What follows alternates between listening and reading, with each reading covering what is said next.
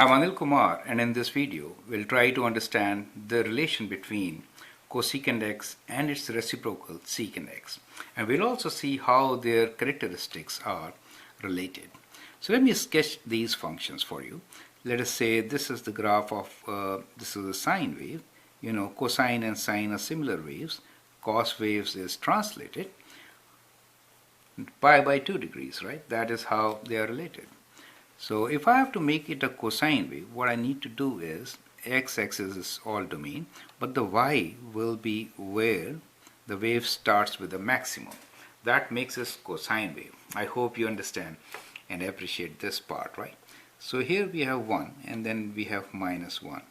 So that is 0, and one wave is 2 pi, so this is 2 pi, and of course half is pi. And these zeros for cos are at pi by 2 and 3 pi by 2, correct? So that is how you can kind of label your x-axis. Y-axis we have 1 and minus 1. Now that is for y equals to cos x. Let me write down here. So we have y equals to cos x. Now the reciprocal of cosine will be secant. So if I'm trying to get the graph for secant x, there will be 1 over cos x, correct? Now reciprocal of cosine, that means if I have to sketch it on the same graph, then zeros will get converted to vertical asymptotes, right? So we'll have vertical asymptotes at odd multiples of pi by 2. It's kind of important to consider that, odd multiples of pi by 2, like pi by 2, 3 pi by 2, 5 pi by 2, right? Now these are called invariant points. So at 1 both will be 1, and at minus 1 both will be minus 1.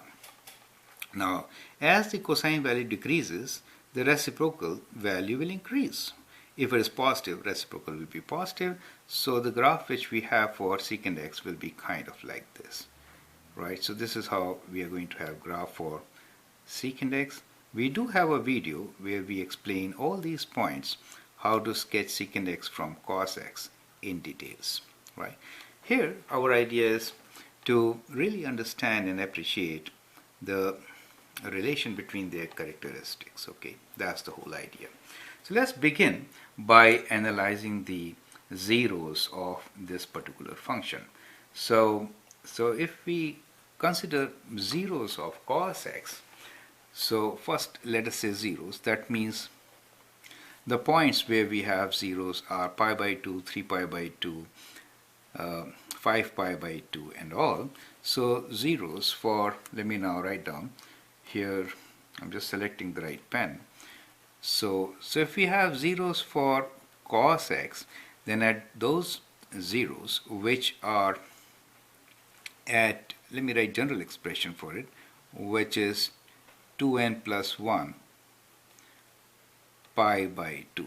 If we consider these points, right, so these are zeros for cos x. But as far as the secant x is concerned, at zeros we have vertical asymptotes. Do you see that? So for secant x, which we see 1 over 0 will become infinite, right? So we have vertical asymptotes at these points.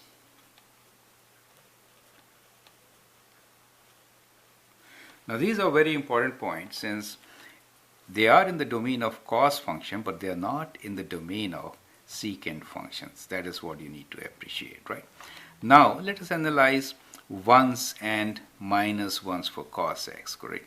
So we say 0, 2 pi, 4 pi will be giving us, so at x equals to 0, 2 pi plus minus, we could say 4 pi plus minus, or we could say in general, if we consider x equals to 2n pi, where n is any integer, right? At that point, where n belongs to integers, at that point, what do we observe?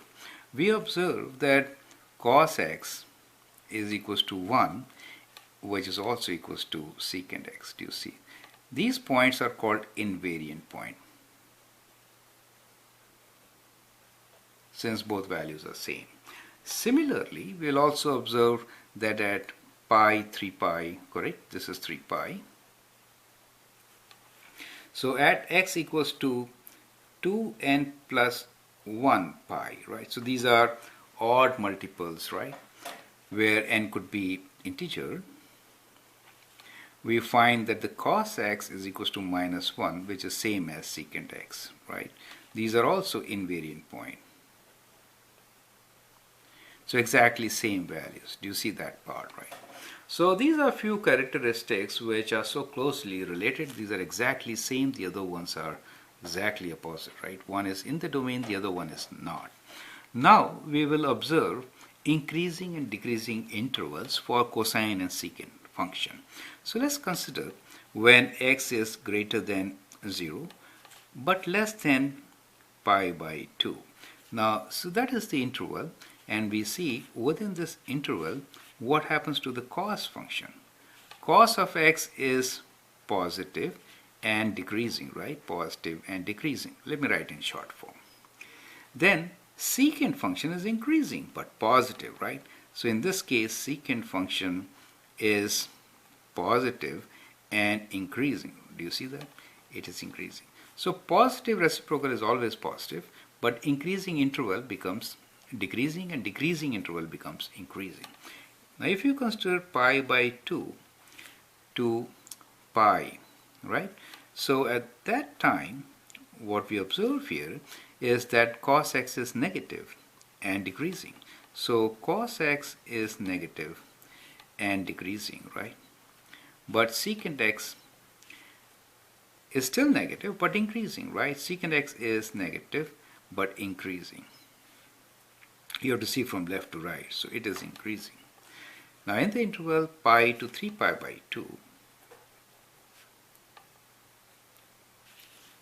cos is increasing but negative, right? So cos x is still negative but it is increasing, right? It is going upwards.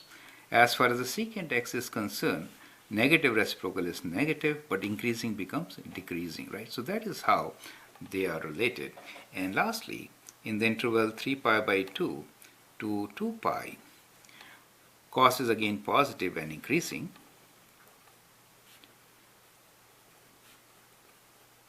As far as secant is concerned, it also is positive, right? It is also positive.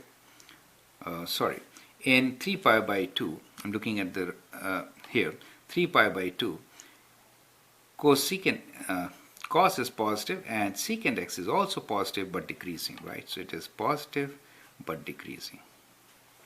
So what you really observe from here is that if cos x is positive, secant x is also positive. If cos x is negative, secant x is negative. If cos x is decreasing, secant is increasing. If cos is increasing, secant is decreasing, correct? So that is how the increasing and decreasing intervals are related. Now let's look into domain of these functions, right? So as far as domain is concerned for cos x, we know domain is x belongs to real numbers and there are no restrictions. But for secant x, the domain is restricted, right? So domain x belongs to real numbers. However, x will not have those points where cos was 0. So x is not equal to odd multiples of pi by 2. That is 2n plus 1 pi by 2. Is it okay? As far as range is concerned, we know cos x is y belongs to real number, but it is always between plus and minus 1, right? So we can say that absolute value of y is less than equal to 1, right? So that is what we can write in absolute terms. It is between plus and minus 1. As far as the secant x is concerned, it is just the reverse. It is y belongs to real numbers, but absolute value of y is greater than equal to 1. Do you understand? So that is how they are closely related. I hope that helps you to understand the relation between trigonometric function and their reciprocal. I will suggest that you make a different similar study between tan x and its reciprocal cotangent x and sin x and its reciprocal cosecant x. That will help you to understand these functions better. Thank you and all the best.